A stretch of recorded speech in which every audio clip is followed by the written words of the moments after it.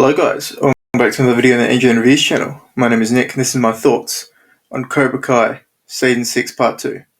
Now, before we get started, don't forget to like, subscribe, comment down below for any recommendations, views, or reactions that you want to see me do. Just comment below and I'll do it for you guys, alright? Cool. Now, I'd like to apologise for being away for a while. I've been very busy, but we're back. Every Saturday and Sunday will be new videos.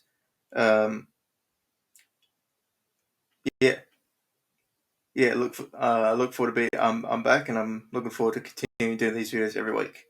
All right. Now let's get right into this video. Now, first I'm going to talk about the storyline.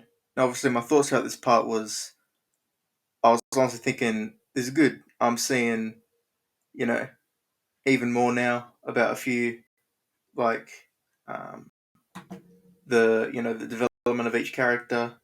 I'm enjoying the season even more.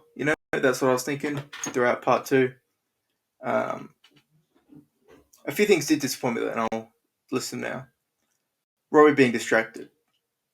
Now I know I made this point or theory in one of my earlier videos. Robbie and Tori pull in their relationship. Robbie gets distracted, but eventually will, get his focus back and will be the prime version of himself again. And that is what happened. Obviously, I was at first pissed. Robbie was getting beat and blamed for everything, but eventually I understood this is what they're doing. The directors, this will be a big thing of Robbie's comeback and having redemption. And that's exactly what happened. I thought the storyline of, I guess, not technically, but Robbie, I guess, cheating on Tori, but it's a little difficult to blame him when he's drunk off his ass. He thinks Tori's off with Quan, and he literally is worried about everything. But also, the thing that, but then again, I also have to consider that Tori did say we need to go on a break, and that's, in my opinion, that's breaking up. That's good as breaking up. So, and also, I don't want to just brush over this topic because it is it's a topic that is very serious, and it's the fact that Zara pretty much SA'd Robbie. She used him, took advantage of him while he was in a drunken state, and for me, that's just not on. And I think that it should be talked about more, because if the roles are reversed, man, the show would be getting cancelled. So, I mean, the show would be cancelled right now if that happens. So, I just don't agree with what they did there, because he was pretty much SA'd. So, if they did get together, then he was SA'd. Simple as that, which I don't like. And yeah, something I thought was good was Miguel. I thought him stepping up, carrying the team for the first half of the tournament. I thought he was good. I thought him really stepping up, proving that he is good again, and yeah, that was good for me. But taking him home for literally a scene, then coming back, I thought was a bit weird how they did that, why they sending him home, then his mum tells him, go back. I just don't see the point in doing something like that. But the only reasonable explanation is that they needed a way for Kenny to come in, and they needed a way for it to make sense, and that was, I guess, the only way that they could do that. So, I guess. I thought Tori's inner conflict in this part was very well done. Her constant battle of, is this right? Is this worth it? And I'm glad she still cared for the Miyagi-Dos. I thought that was very good. Daniel and Johnny were annoying at first. Eventually they became good, especially after the Miyagi-Dos talked sense into Johnny. And then after Carmen's scare, he really stepped up. And with Daniel, I can't lie, I'm getting sick of him wanting to know. Yeah, okay, this is controversial, but I'm getting sick of him being so focused on Mr. Miyagi. At this point, it's getting excessive, to the point where he's just become annoying. And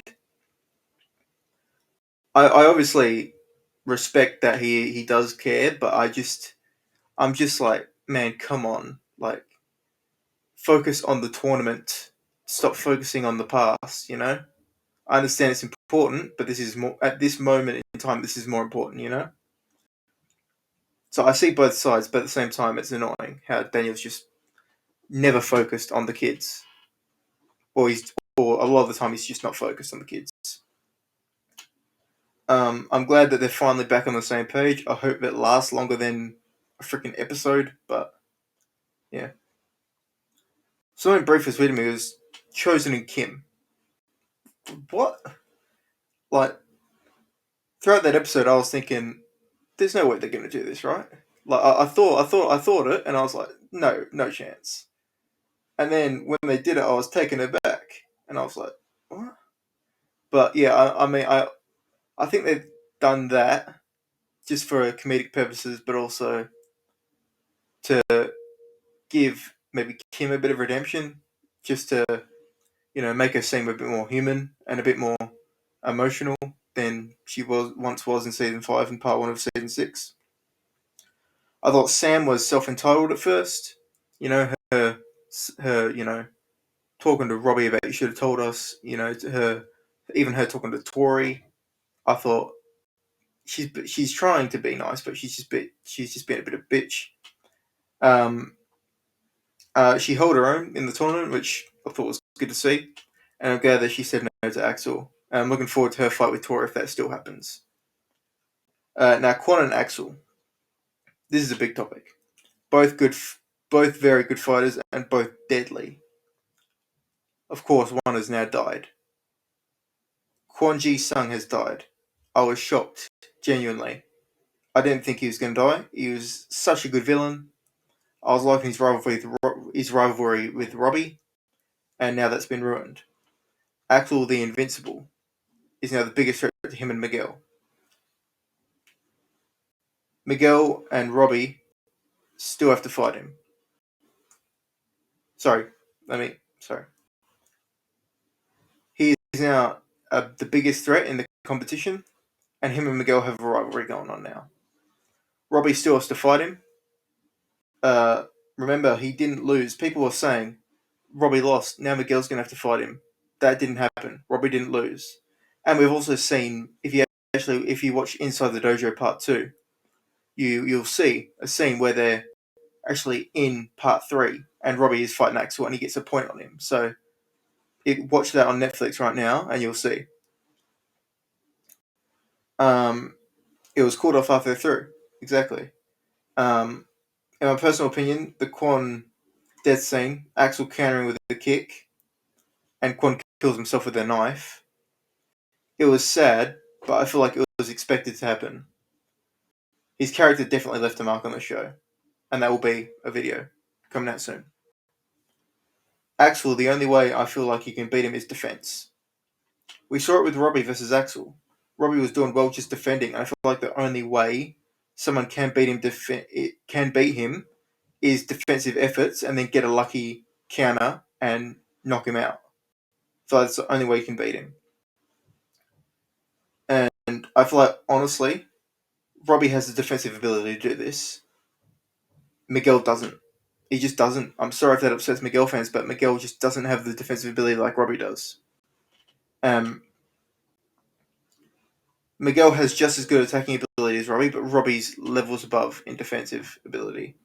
In my opinion, Robbie beats everybody in terms of defense. Maybe not Axel, but he beats everybody else. And in my opinion, it will be a good watch. His rematch against Axel will be a very good watch. And I really hope he doesn't get injured. But obviously, if he does, Miguel will fight him. And yeah, that will just be what happens. And yeah, Dimitri was annoying this season. Obviously, Kenny coming back. He was badass, bro. He was badass. So good. And then, yeah, Dimitri and Hawk just trashing on Kenny a lot. I just didn't like it. Did not like it one bit. I didn't like them that much this season, I can't lie. Or this part, I should say. I didn't like them that much. Especially Dimitri. But, what can you do? And then, yeah, there'll be a few more videos coming about Quan and, you know, the main characters and what to expect in part 3.